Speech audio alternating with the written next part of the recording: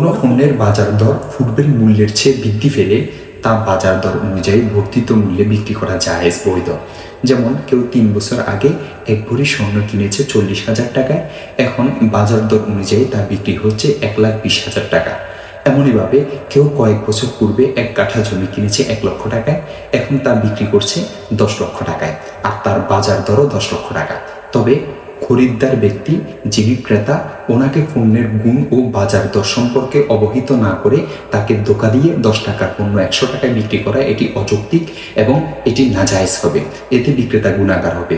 এই গুণা থেকে বাঁচতে হলে ক্রেতাকে পুরো মূল্য ফেরত দিয়ে পণ্য ফেরত নিয়ে নিবে, কিংবা বাজারের স্বাভাবিক মূল্যের অতিরিক্ত অংশ ক্রেতাকে ফেরত দিতে হবে।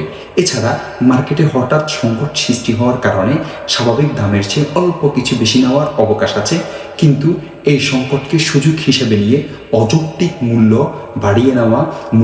বাড়িয়ে বিক্রি করা এটি নৈতিকতা এবং শরীয়তের নির্দেশনার পরিপন্থী কাজ হবে। দলিলের জন্য দেখতে পারেন মুসনাদে আহমদ 5 নং খণ্ড 507 নং পৃষ্ঠা, সুনানে আবু দাউদ 489 নং হাদিস, তাবিয়িনুল হাকায়েক 6 নং খণ্ড 28 নং পৃষ্ঠা, শরহুন নুকায়া 2 নং খণ্ড 233 নং পৃষ্ঠা, তাকমিলাতুল ফাতহিল মুলহিম 1 নং খণ্ড 312 নং পৃষ্ঠা এবং 313 নং পৃষ্ঠা।